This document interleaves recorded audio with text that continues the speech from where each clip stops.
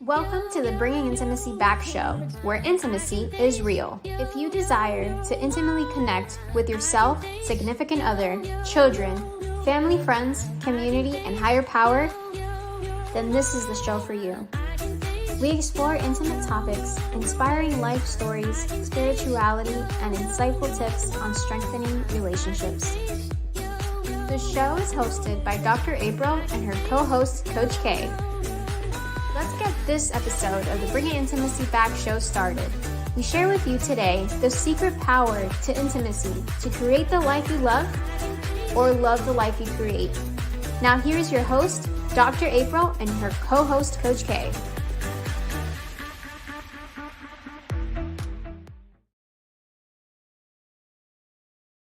Intimacy is real. How are you doing, Coach K? Your microphone is muted right at the moment. All right, well, welcome to the... Okay, me and technology is not... Welcome to the Bringing Intimacy Back show, guys. Coach K's coming on. How are you doing, Coach K? I'm doing very well. Thank you for bearing with me and my internet today. But how are you? I'm doing good. I'm doing good. Thanks for covering for the show last week. And I'm so excited to get into today's topic of dating. Yes, because for many of you out there, I know you're like trying to find that significant other. And you're like, oh my gosh, I'm trying to date here, there. You know, maybe I'm in a relationship and I'm like, I don't know if I should be here. And so there's a terminology going out in social media right now where it says, let it be. Have you heard about that, Coach K?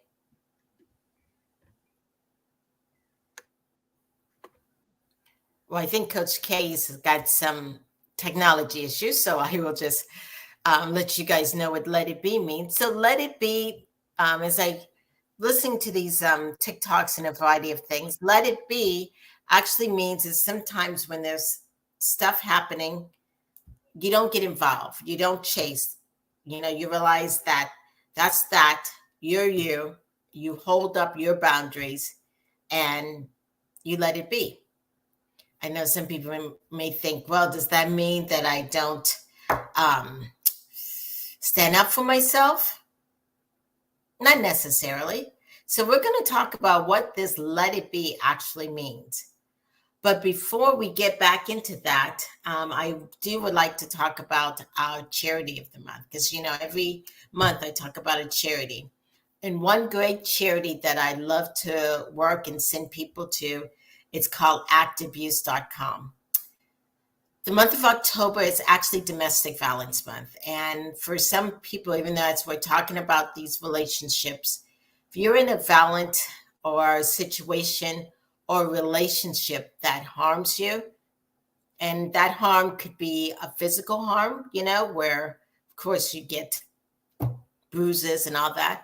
But the other harm, it can be an emotional harm, where your feelings are hurt all the time, where you're crying, where you don't know, where you're like not even caring about yourself. You feel like you can't even trust your own instincts. Some of these things may be emotional abuse. So if you're in an abusive relationship, Act Abuse has counseling. They also help people get out of relationships. They have housing. They have financial things to help people get on their feet. All right. Now I am going to talk about what is really so important today that we are on here talking about dating theory. Let it be. So if you have a question or comment out there, please feel free to let me know, and we'll get on it. So like I said, let it be is a theory out there that says that when something is happening in a relationship, you sometimes just let it be. When I think of this, I think of one of my favorite poets, which was Maya Angelou. Maya Angelou would say, you know, sometimes, well, not sometimes, always, people show you who they truly are. So if you're in a relationship and you're talking with someone, and maybe they started to get extremely upset. They're like, "Oh my gosh, I can't believe you did this," and they, what I call, when I do couples counseling, they're feeling maybe kind of very flooded. They're maybe yelling, screaming, whatever the case may be. It's not really even healthy to go into that situation and talk and try to. Sometimes it's best to let it be, let that person cool down before you try to get your point across. And sometimes that actually means it's better for you to just walk away. And you're like, what? Just walk away from yeah, when someone is really upset, and when they're really upset, let me tell you, no matter how loud you get, how, hands movement, they cannot hear you. And sometimes they cannot even hear themselves. So definitely when that happens, sometimes it's best to let it be. I'm going to check in and see if Coach K can hear us now. Hey, Coach K. Hey, hopefully you all can hear me. Yes, I can hear you. I've been able to listen in. So thank you for bearing with me. I just moved locations, I think because it's beautiful outside, that the Wi-Fi was just wanting to go out and play. But I do love the points that you were making and that you were talking about when it comes to the dating and just kind of letting it be. Yes, yes, yeah. And I was kind of talking about, especially when you're in a communication with your significant other. And let's say the communication gets out of hand. They're like all upset. And you're trying to like state your point, but sometimes it's best to just let it be.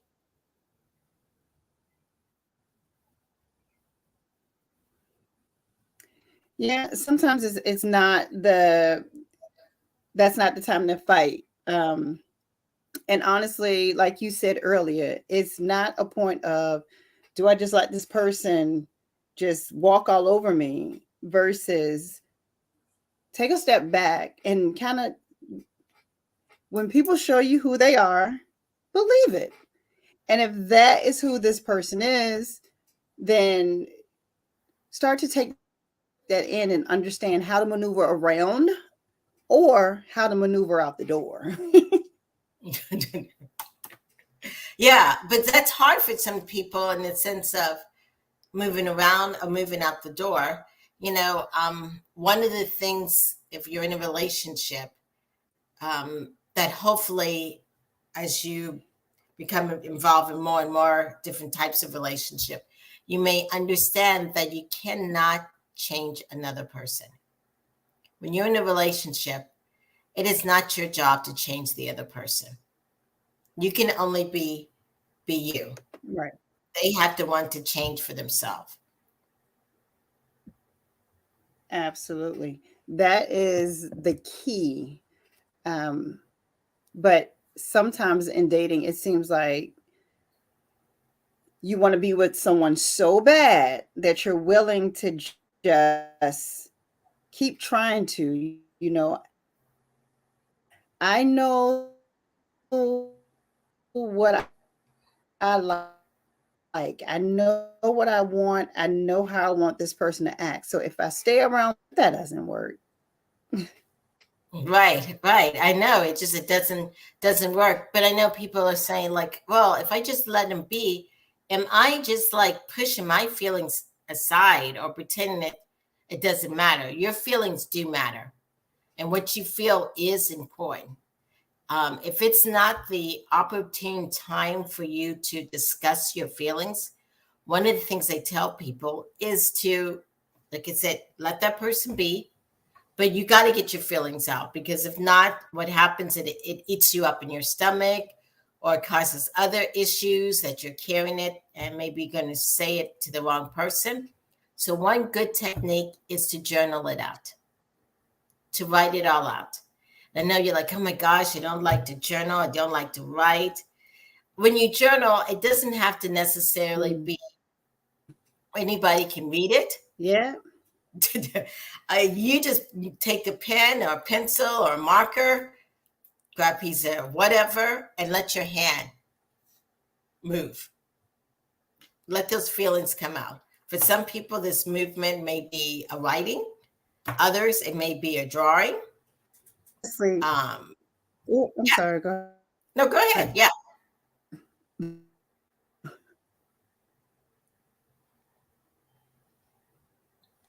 Yeah, go ahead, Coach K, and what you're going to say. To see it from the other perspective, because you can now read what you're writing. And also the emotion is not behind the writing. So when you read it back to yourself, you can try to figure out, maybe I could have said this a different way, or maybe it's me. Right. And you're right. You get to see it, which means you get to use another senses to see.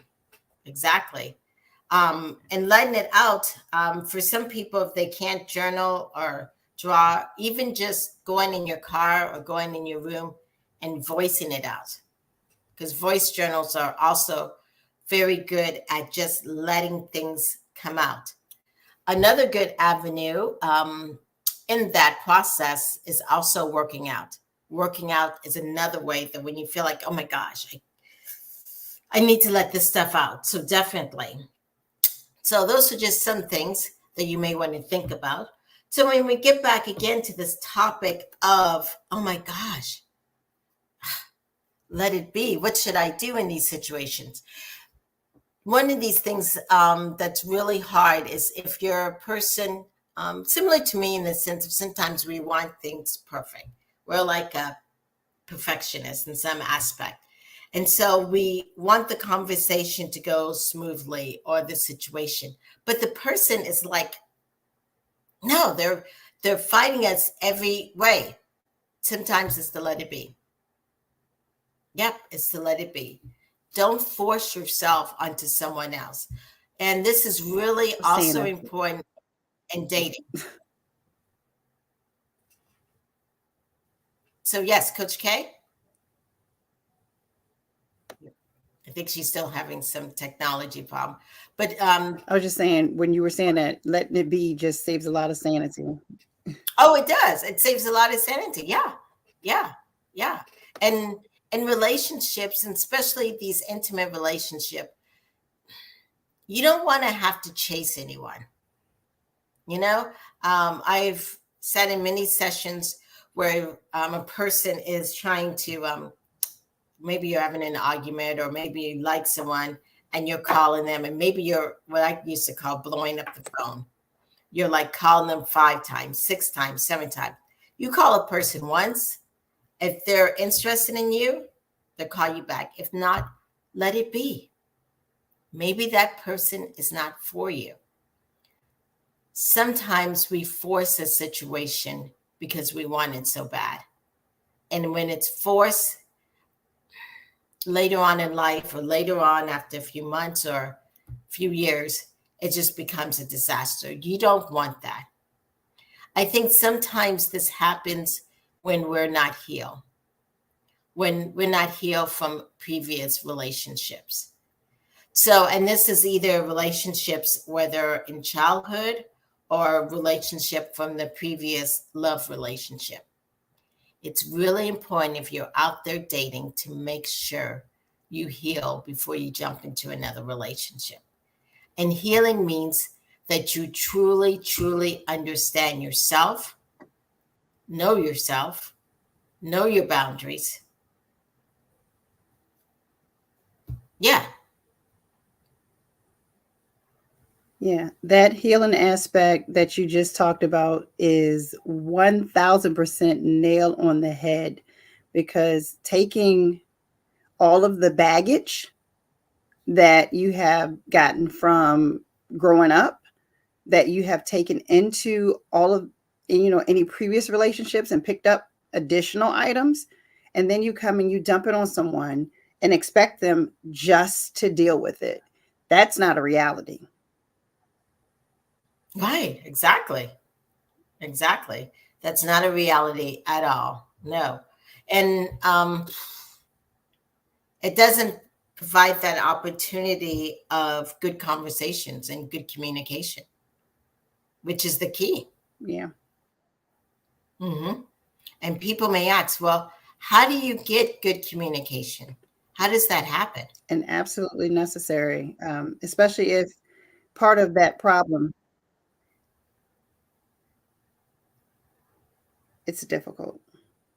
It is difficult. Yes. Yes. Good communication can only really happen when both parties are also willing to listen. Good communication doesn't mean that just Yeah. two people are And if talking. a part of the issue, baggage, was that if you felt like you were never heard, then you're always going to possibly overtalk your partner, or you feel like you're always being attacked. So you try to, just say everything. So that communication piece is huge. Mm-hmm.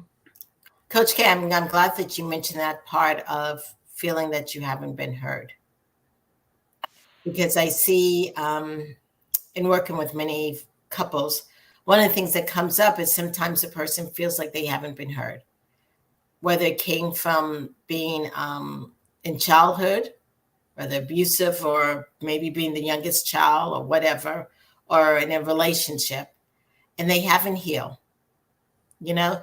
Then Mm-hmm. they enter in this new relationship and they overtalk because I got to say things because if not, you treat this new person as if they were the same ones of the people in your past.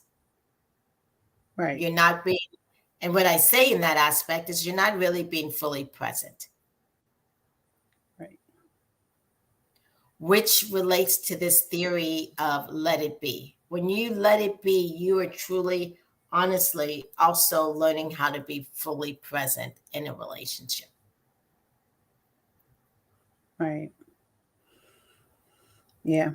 And I'm glad that you're giving the full breakdown of what let it be means.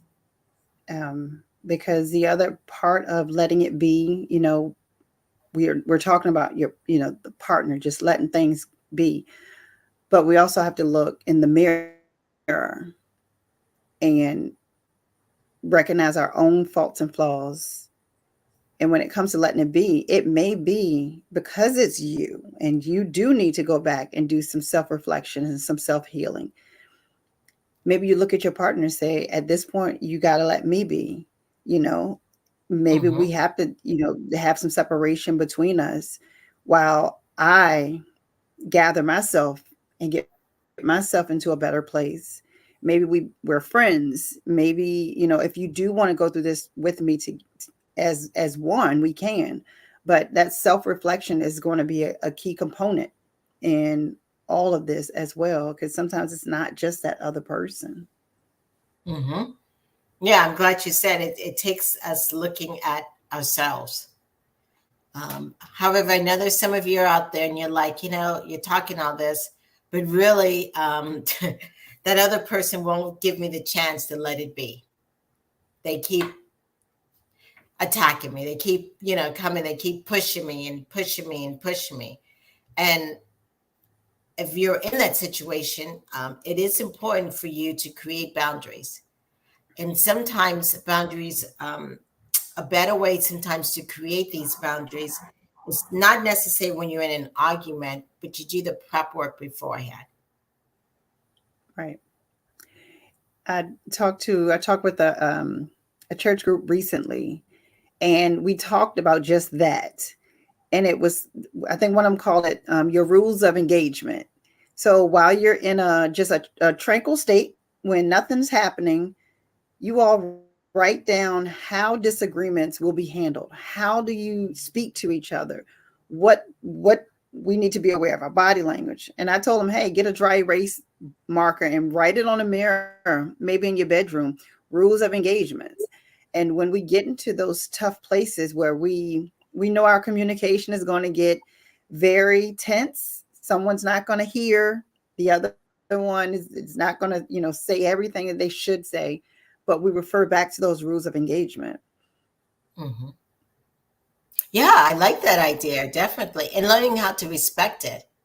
And I think Mm, if someone knows that, hey, if I'm in an argument or if I'm in a discussion, and like for me, if I call a timeout, that doesn't mean that I'm just going to go and fool around or just go and not even think about. Timeout means that April's going to go calm herself down.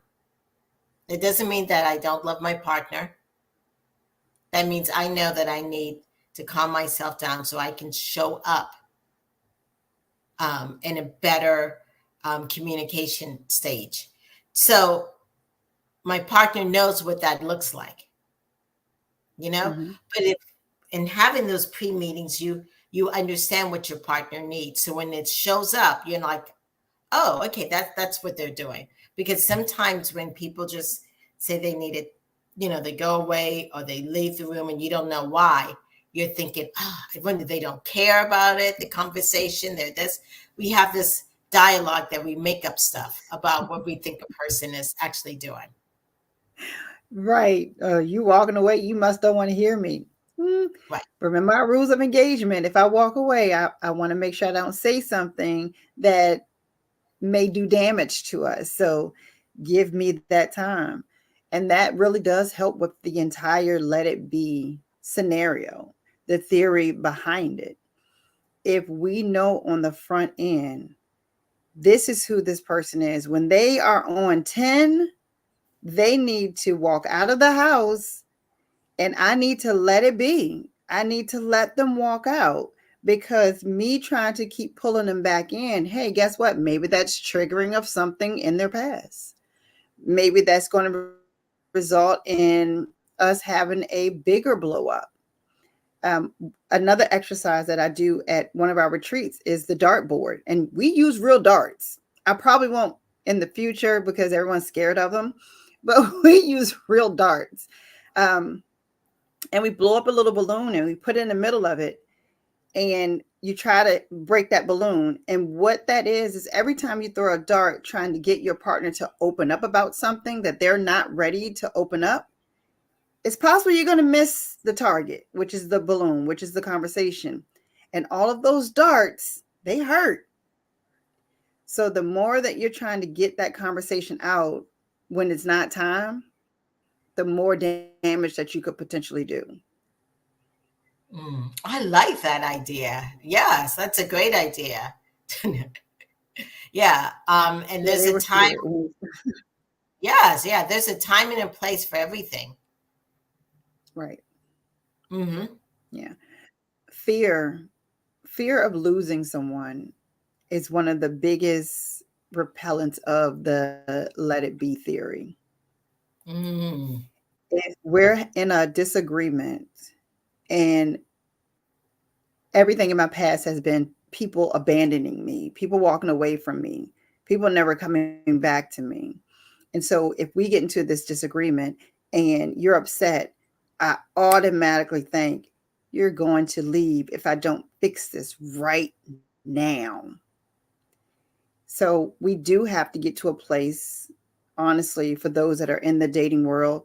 And even honestly, as you get into relationships, of just letting it be. If you can do it while you're dating, you can make better decisions on is this person worthy of going beyond the dating phase. Hmm. Yes, I'm so glad you mentioned that whole fear. Yeah, because that fear of like, oh my gosh, this person's going to leave me or I'm never going to find someone. You're right. It goes right back down to in psychology what we call it attachment and feeling abandoned. Yeah. And so if Hmm. you felt abandoned, and that means, and that doesn't necessarily mean that that physical abandonment, but even that emotional abandonment, where someone in your past has not met your emotional needs, then when you're in this kind of situation, and instead of just letting it be, you like get so anxieties. Yeah, because anxiety is based out of fear. You get so anxious. Yeah. Yeah. And you try to push and push. Yes. Instead of just So letting just it. thinking, instead of just letting it be. So, thinking about this dating theory, let it be, what are your full thoughts around it? How do you feel about it? Is this, you know, you're no longer in the dating world. I'm no longer in the dating world. So we can just kind of look, just looking at the world today. Do you think this is a reasonable or good theory to utilize? I do. And I think not only just in the dating world, but in the relationship world. Yeah. Yes. Whether it's friendships or even a husband and wife. Sometimes we have to learn to let go and not um, get so intense about one thing versus letting it be for a while. And when I mean let it be, I also don't mean never to come back and discuss things, because it's important to Right. discuss things. I don't want anyone to think I'm a believer of putting things underneath the carpet, because I don't. I think it needs to be, but there is a time and a place. Yeah. Yes. I think in my marriage, I've learned definitely, and I've watched this in coaching clients. If you just sit back and let the situation play out on its own, that person who may not see their fault right then and there, but if you give them the space, time, and opportunity, they will see whatever it is. And then they will maybe come to you and say, after we had this talk, this disagreement, I realized that my role in this was X, Y, and Z. And Mm-hmm. what I need to do differently moving forward is A, B, and C. Mm-hmm. That then opens up the other side of the conversation for you to say, well, I appreciate that you saw that because that was my point. And here is the role that I played in it, XYZ. And maybe moving forward, hearing what you just said, I should do A, B, and C. Right. That's a full blown dialogue that was just created because you allowed the time, space, and opportunity to let it be. Right. Exactly. And that's great when they can actually come up and say, hey, we need to talk. But however, there may be couples out there where something's happened and the person doesn't come back and say anything. And if you're in that situation, I'm going to advise that when things are calm, you do what I call it a gentle startup. And it's an easy format. If the format is, you start off with a sweet name that you call your significant other, whether it's I don't know, honey bay, bookie bay, whatever the case may be. If touch is something that they're comfortable with, sometimes even touching a person just gently, you know, looking them in Mhm. the eyes, not standing above them, standing where, your eye, or sitting where you guys can see each other, and just start from, honey, I feel. Don't use the word you, don't come you, I feel. Mhm. And then ending it with, I really do appreciate you um, sitting here listening to this. Yeah. And keep it short and That, sweet. yeah, beautiful. Yeah, I love that. I'm sitting here visualizing this conversation happening between two people, and it's so soft and it's warm and inviting. And even to add to that, fact, feeling, fact Right. is another piece that I love. Excuse me, feeling, fact, feeling. And Right. what that is what you just did, the feeling that you gave. I feel. Then you talk about the facts. Right. Because if we can keep the bulk of things engulfed in the facts, then we can end with more feeling. And so we can, finish that out. But leading with feeling, like keeping feelings, is an opinion of the whole thing, and that will just make it worse. So I love that you did that whole scenario, because it is feelings, facts, feelings. Right. And the reason why it's so important to start with the feeling is because if someone says they feel betrayed, they feel sad, they feel guilty, they feel whatever they feel, that's a different lens. Each of those feelings have a different lens for you to see what the situation is about. But if you just start talking about the situation, like, but there's no feeling, then you may miss the lens that person is coming from. Because someone Right. coming from being sad, I feel sad about this, versus I feel betrayed. It's a two different aspect. It is. It really is. And even with thinking about the theory of let it be, if everything is immersed in feelings all the time, Oh yeah, that's a whole nother. it just, yeah, it's that let it be is going to let it go at some Right, point, because right. that gets emotionally draining. Yes. No, you do have to have some facts behind it. That's why it's sometimes good to journal, to understand what am I truly feeling, what actually happened. You know what I'm saying? What's the actual stuff? Yeah. Yeah, that's why I Yeah, was saying journaling is really a good method.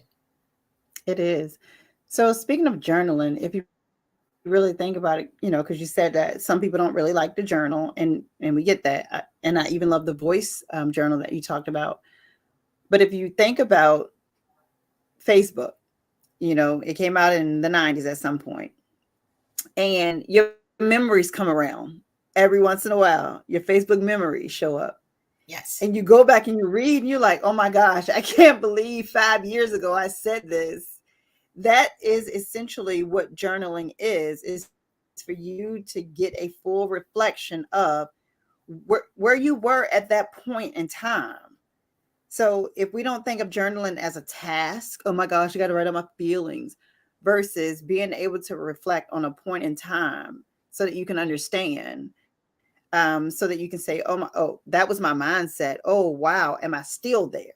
Have I corrected this thing? Did I turn it around? Who was in my life at the time that I was in that space?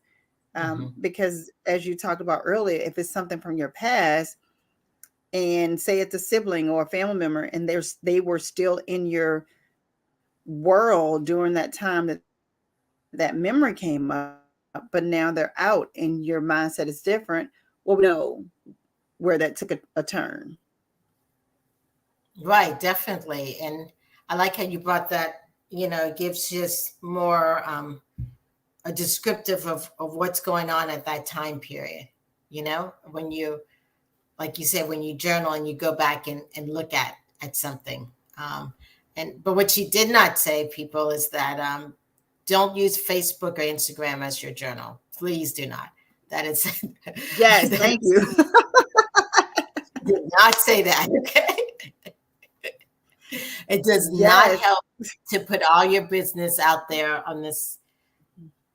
Yeah, out on social media for everyone to see. That's not a way to get anyone's attention and make it Say it again. positive. Say it again for the people in the back.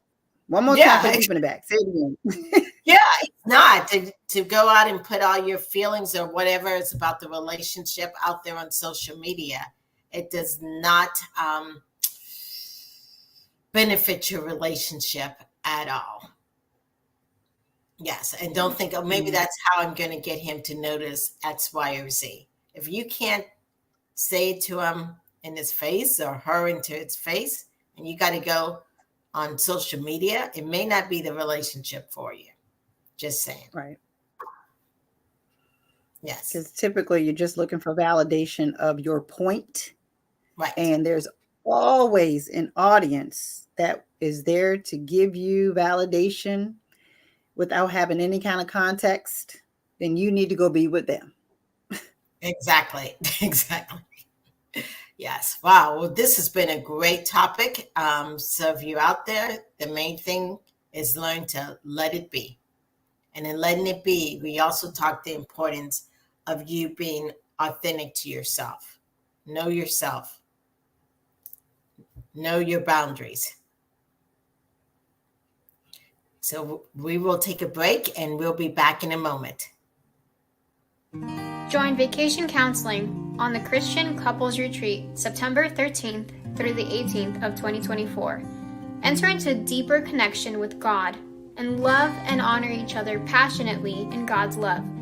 Dr. April Brown, intimacy and sex therapist and author of Improving Intimacy, and Dr. Jason Prendergast, therapist on 90 Day Fiancé, Last Resort, will lead you through Christian-based relationship and intimacy therapy, the Gottman Method, temperate therapy, group and private couples counseling, and enjoy intimate vows exchange, dancing, and boating excursions. For more information, call 239-565-6921. Book your Christian couples retreat today at vacationcounseling.com. Ignite the passion in your marriage. Welcome back to the Bringing Intimacy show, where intimacy is real.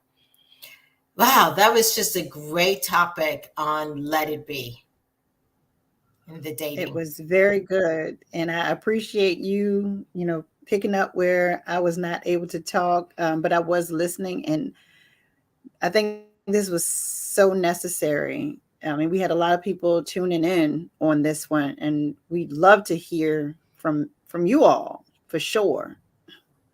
Right, definitely. If you have any feedback, please state it in the Instagram or the Facebook or YouTube, and definitely follow us on all these social media platforms.